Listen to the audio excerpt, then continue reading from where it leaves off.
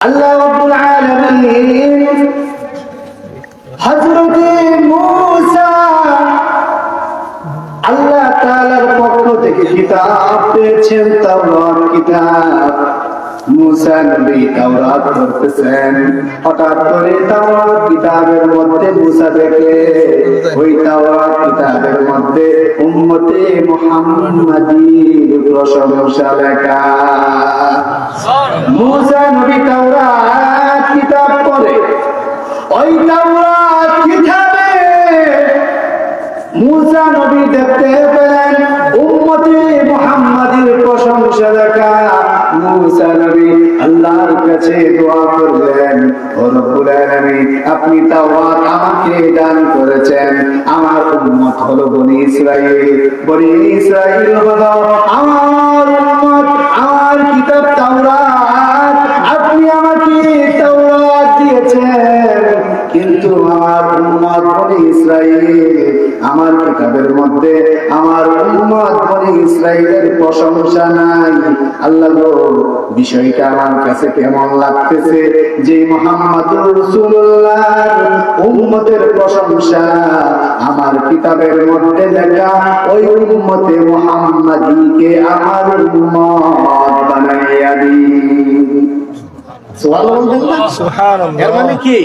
মুসা আলাইহিস সালাম আপনাকে আমাকে চেয়েছিল। এক কথায় আল্লাহ মুসাকে কিতাব দিয়েছেন।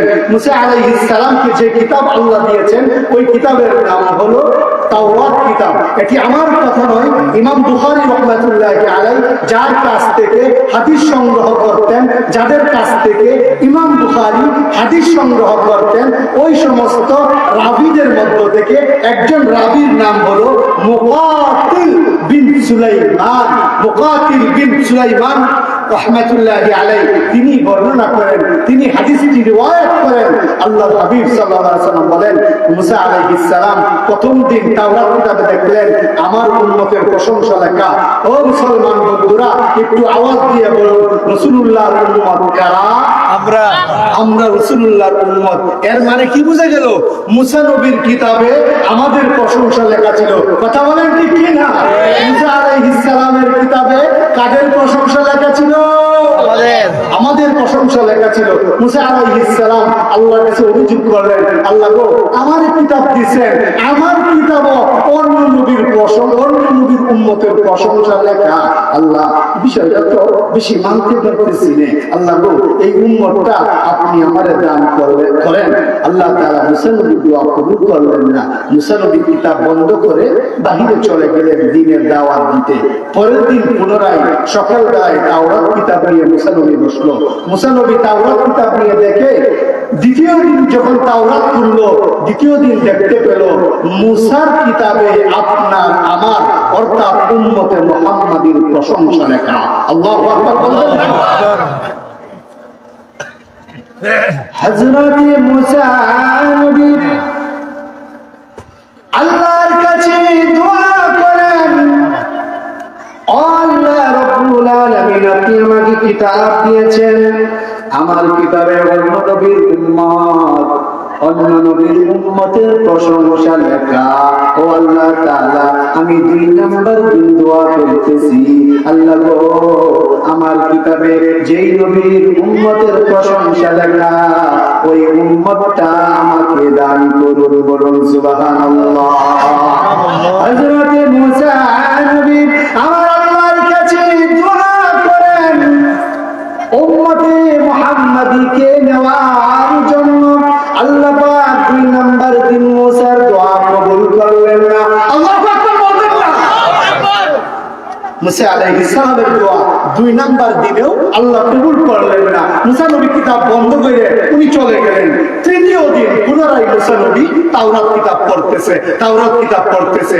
পড়তে পড়তে পুনরায় দেখে 3 নাম্বার দিন মুসা নবী দেখে তাওরাত কিতাবের মধ্যে আপনার আমার, আপনার বাপের আমার বাপের, আপনার 14 গোষ্ঠীর আমার 14 গোষ্ঠীর, এক কথায় মুসলিম বিশ্বের মুসলমান যারা আছে 5000 বছর আগে মুসা নবী এই পৃথিবীর মধ্যে এসেছে। আমরা এই পৃথিবীর মধ্যে এসেছি মাত্র ১৫০০ বছর আগে। আমার নবীজির উম্মত এই পৃথিবীর মধ্যে এসেছে কত বছর যাবত? ১৫০০ বছর যাবত। ১৫০০ বছর যাবত আমরা এই পৃথিবীর মধ্যে এসেছি, কিন্তু আজ থেকে ৫০০০ বছর আগে আপনার আমার, আমরা যারা নবীজির উম্মত, আমরা যারা উম্মতে মুহাম্মাদি, আমাদের প্রশংসা ৫০০০ বছর আগে আল্লাহ মুসার কিতাবের মধ্যে লিখে দিয়েছেন। আল্লাহু আকবার বলেন।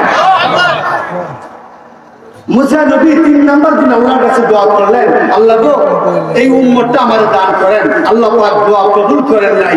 এরপরে মুসা নবী ৪ নাম্বার দিন পুনরায় তাওরাত কিতাব নিয়ে বসলেন। তাওরাত কিতাব পড়তেছে, মুসা নবী দেখে তাওরাত কিতাবের মধ্যে উম্মতে মুহাম্মাদির প্রশংসা লেখা।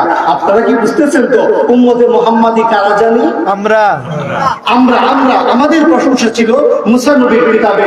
৪ নাম্বার দিন মুসা নবী আল্লাহর কাছে দোয়া করে, আল্লাহ গো এই উম্মতটা আমাকে দান করুন। আল্লাহ পাক মুসা নবীর দোয়া কবুল করেন নাই। ৫ নাম্বার দিনে মুসা আলাইহিস সালাম পুনরায় তাওরাত পড়তেছেন। পুনরায় ৫ নাম্বার দিন মুসা নবী দেখে তাওরাত কিতাবের মধ্যে আমাদের প্রশংসা লেখা। আবার দোয়া করলেন, আল্লাহ পাক দোয়া কবুল করলেন না। এইভাবে হযরতে মুসা নবী আমাদেরকে নেওয়ার জন্য, অর্থাৎ আমরা যেন মুসা নবীর উম্মত হই, এইটার জন্য মুসা নবী আল্লাহর কাছে দোয়া করলেন ৮ বার। বলুন কতবার? ৮ বার মুসা আলাইহিস সালাম দোয়া করেছেন আমরা যেন মুসা নবীর উম্মত হই। আল্লাহ পাক মুসা আলাইহিস সালামের দোয়া কবুল করলেন না। নভেম্বর মুসা নবী আল্লাহর দরবারে দুটি হাত তুলে দোয়া করে হাত্তা তামান্না মুসা يكون من أمة محمد صلى الله عليه وسلم الله أكبر মুসা আলাইহিস সালাম আল্লাহর কাছে দোয়া করেছেন। একবার নয়, দুইবার নয়, ৮ বার আমাদের জন্য আল্লাহর কাছে দোয়া করেছেন আমরা যেন মুসা নবীর উম্মত হই। আল্লাহ পাক দোয়া কবুল করলেন না। নভেম্বর মুসা নবী আল্লাহর কাছে দোয়া করতেছে, ও রব্বুল আলামিন এবার আর উম্মত চাই না, উম্মত চাই না।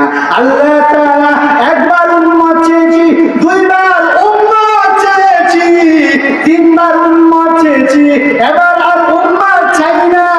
এবার আমি আপনার কাছে দোয়া করতেছি, ও রব্বুল আলামিন আমি মুসা নবীকে আপনি মুহাম্মাদুর রাসূলুল্লাহর উম্মত বানাইয়া দিন। মুসা আলাইহিস সালাম মুহাম্মাদুর রাসূলুল্লাহর উম্মত হওয়ার জন্য আল্লাহর কাছে দোয়া করেছেন। হযরতে ঈসা আলাইহিস সালাম ইমাম হাফেজ জালালউদ্দিন সুয়ুতী রাহমাতুল্লাহ, যার বিখ্যাত কিতাবের নাম আল হাওয়ি লিল ফাতাওয়া, কিতাবটি মিশর থেকে প্রকাশিত হয়। কিতাবের নাম আল হাওয়ি লিল ফাতাওয়া, লেখকের নাম ইমাম হাফেজ জালালউদ্দিন সুয়ুতী রাহমাতুল্লাহ। ইমাম সুয়ুতী বলে হযরত ঈসা আলাইহিস সালাম মুসা আলাইহিস সালামের ওই ঘটনা জানতেন। মুসা আলাইহিস সালাম উম্মতে মুহাম্মাদিকে পাওয়ার জন্য, বলুন তো সবাই কয়বার দোয়া করছিল? ৮ বার দোয়া করছিল। আল্লাহ পাক দোয়া কবুল করেন নাই। এই জন্য ঈসা আলাইহিস সালাম একটা চালাকি করেছেন। ঈসা আলাইহিস সালাম আমাদেরকে আর ছাড় নাই। ঈসা আলাইহিস সালামের সবচেয়ে প্রিয় একটা দোয়া ছিল, ঈসা নবী সকাল বেলায়, বিকাল বেলায়, রাত্রি বেলায়, শেষ রাত্রে আল্লাহর কাছে একটা দোয়া করত। সব সময় ঈসা নবী আল্লাহর কাছে একটা দোয়া করত। ওই দোয়াটা হলো আল্লাহুম্মা জাআলনি আল্লাহুম্মা জাআলনি মিন উম্মতি মুহাম্মাদ। হ্যাঁ মুসলমান, মুসা আলাইহিস সালামের মতো এত বড় জলিলুল কদর পয়গম্বর আল্লাহর কাছে দোয়া করেছে মুহাম্মাদুর রাসূলুল্লাহর উম্মত হওয়ার জন্য। মুসা নবী আল্লাহর কাছে দোয়া করেছেন মুহাম্মাদুর রাসূলুল্লাহর উম্মত হওয়ার জন্য। মুসা নবী মুহাম্মাদুর রাসূলুল্লাহর উম্মত হতে পারেন নাই। হযরত ঈসা নবী সকাল বেলায়, সন্ধ্যা বেলায়, বিকাল বেলায়, দুপুর বেলায় সারাদিন আল্লাহর কাছে দোয়া করতেন, আল্লাহুম্মা আল্লি মিন উম্মতি মুহাম্মাদিন সাল্লাল্লাহু আলাইহি ওয়াসাল্লাম। ঈসা নবী আল্লাহর কাছে দোয়া করতেন, ও রব্বুল আলামিন, আপনি আমি ঈসা নবীকে মুহাম্মাদুর রাসূলুল্লাহর উম্মত বানাইয়া দিন। সুবহানাল্লাহ। খুশি হতে পারলেন না মুসলমান? এত আস্তে বললেন সুবহানাল্লাহ। সুবহানাল্লাহ। ঈসা নবী আল্লাহর কাছে দোয়া করেছে মুহাম্মাদুর রাসূলুল্লাহর উম্মত হওয়ার জন্য, হতে পারেন নাই।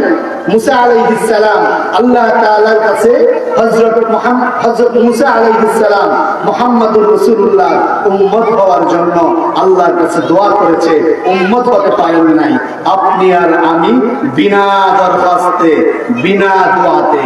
মুসলমান বন্ধুরা, কাটাগাড়ির মুসলমান, আউটপাড়ার মুসলমান, কাশীনগরের মুসলমান, আল্লাহকে সাক্ষী করে বলুন, আমরা মুহাম্মাদুর রাসূলুল্লাহর উম্মত, রাসূলুল্লাহর উম্মত হয়েছি, এই জন্য আমরা আল্লাহর কাছে দোয়া করছি কিনা বলেন?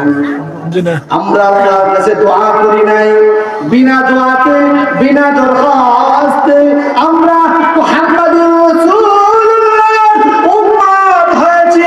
ও মুসলমান, আমরা জীবনে কোনদিন আল্লাহর কাছে দোয়া করি নাই, ও আল্লাহ তাআলা আমাদেরকে মুহাম্মাদুর রাসূলুল্লাহর উম্মত বানাও। আমরা তো এই দোয়া করি নাই। বিনা দোয়াতে আল্লাহ পাক আমাদেরকে রাসূলুল্লাহর উম্মত বানাইছেন, সেজন্য আপনারা খুশি না বেজার? আর জোরে বলতে হবে খুশি না বেজার? যদি খুশি হয়ে থাকেন প্রাণ খুলে বলুন আলহামদুলিল্লাহ, আর জোরে সুবহানাল্লাহ, আর একটু জোরে আল্লাহু আকবার কবীরা। আমরা আল্লাহকে সাক্ষী করে বলতে চাই, আমরা মহব্বতের সাথে আল্লাহ পাকের শুকরিয়া আদায় করতে চাই। মাত্র আমরা হাদিস শুনলাম, মুসা আলাইহিস সালাম মুহাম্মাদুর রাসূলুল্লাহর উম্মত হওয়ার জন্য আল্লাহর কাছে দোয়া করেছেন, দরখাস্ত করেছেন। মুসা আলাইহিস সালাম মুহাম্মাদুর রাসূলুল্লাহর উম্মত হতে পারেন নাই। ঈসা আলাইহিস সালাম আল্লাহর কাছে দোয়া করেছেন মুহাম্মাদুর রাসূলুল্লাহর উম্মত হওয়ার জন্য। দোয়া করার কারণে আল্লাহ পাক ঈসা নবীর দোয়া কবুল করেছেন। ঈসা আলাইহিস সালাম কিয়ামতের আগে এই পৃথিবীর মধ্যে পুনরায় আসবেন মুহাম্মাদুর রাসূলুল্লাহর উম্মত হিসেবে। আল্লাহু আকবার। তাহলে কি বোঝা গেল? পূর্বের নবীগণ মুহাম্মাদুর রাসূলুল্লাহর উম্মত হওয়ার জন্য আল্লাহর কাছে দোয়া করেছে, কিন্তু আমরা বাঙালি বর্তমান মুসলমানেরা আল্লাহর কাছে কোনোদিন দোয়া করি নাই মুহাম্মাদুর রাসূলুল্লাহর উম্মত হওয়ার জন্য। আল্লাহ পাক দয়া করিয়া আমাদেরকে মুহাম্মাদুর রাসূলুল্লাহর উম্মত করেছেন। যদি খুশি হয়ে থাকেন প্রাণ খুলে মহব্বতের সাথে বলুন আলহামদুলিল্লাহ। সম্মানিত উপস্থিতি, এই ছিল ছোট্ট আমার ভূমিকা। এবার 4-5 মিনিট আমি আমার মূল আলোচনায় প্রবেশ করছি। আচ্ছা, আসো। সম্মানিত মুসলমান বন্ধুরা, মাত্র আমরা শুনতে পেয়েছি মুহাম্মাদুর রাসূলুল্লাহর উম্মত, আমরা মুহাম্মাদুর রাসূলুল্লাহর উম্মত। এর চাইতে বড় ফজিলত আমাদের জন্য আর কিছুই হতে পারে না। আল্লাহ তাআলা কুরআন কারীমের মধ্যে বলেন, কুল ইন কুনতুম তুহিব্বুনা আল্লাহ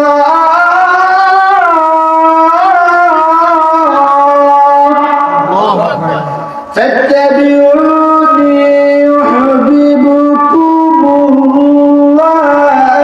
ওয়া ইয়াগফির লাকুম যুনুবাকুম ওয়াল্লাহু গফুরুর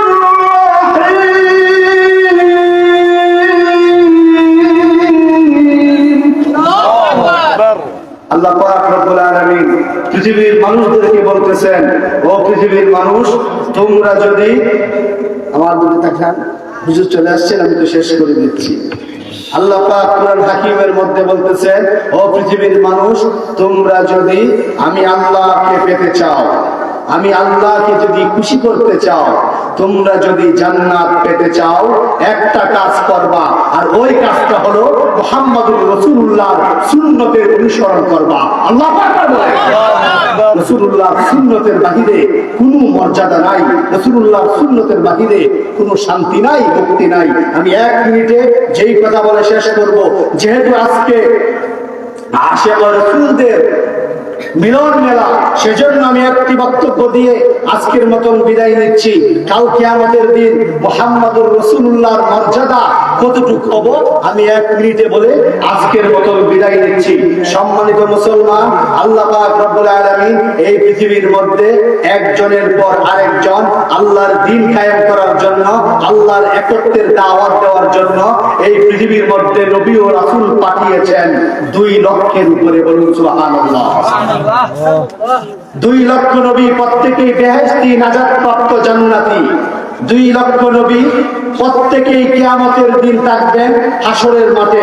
এর মানে ইব্রাহিম নবী হাসরের মাঠে থাকবেন, ইসমাঈল নবী হাসরের মাঠে কিয়ামতের দিন, মুসা নবী হাসরের মাঠে, ইব্রাহিম নবী হাসরের মাঠে, দাউদ নবী হাসরের মাঠে, ইসহাক নবী হাসরের মাঠে, ইসমাঈল নবী হাসরের মাঠে, ঈসা নবী হাসরের মাঠে, সুলাইমান নবী হাসরের মাঠে, ইসহাক নবী হাসরের মাঠে, জাকারিয়া নবী হাসরের মাঠে, ইউসা নবী হাসরের মাঠে, 2 লক্ষ নবী, আদম আলাইহিস সালাম হাসরের মাঠে।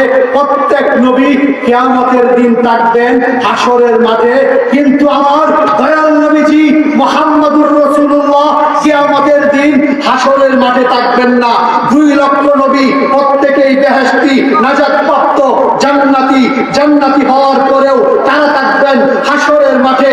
আর কিয়ামতের দিন আমার নবীজি মুহাম্মদুর রাসূলুল্লাহ থাকবেন আল্লাহর সাথে, আল্লাহর আরশে আজিমে রাসূলুল্লাহর হাতে থাকবে একটি পতাকা, আল্লাহর রাসূলের পতাকার নিচে 2 লক্ষ নবী দাঁড়াইয়া, 2 লক্ষ নবী কিয়ামতের দিন আমার নবীজি মুহাম্মদুর রাসূলুল্লাহ ও আল্লাহ তাআলার প্রশংসা করতে থাকবে। আল্লাহু আকবার। নারে তাকবীর, নারে তাকবীর। কুরআন সুন্নাহর আলো। মুহাম্মদুর রাসূলুল্লাহ সাল্লাল্লাহু আলাইহি ওয়াসাল্লামের মর্যাদা এত বেশি। সময় যেহেতু কম, বড় ভাই সিগন্যাল দিচ্ছেন আর সামনে বাড়তেছি না। পরিশেষ যেই কথা, আমরা আমাদের জীবনের চাইতে বেশি মুহাম্মদুর রাসূলুল্লাহকে ভালোবাসতে চাই। চিল্লায় বলেন ঠিক কিনা?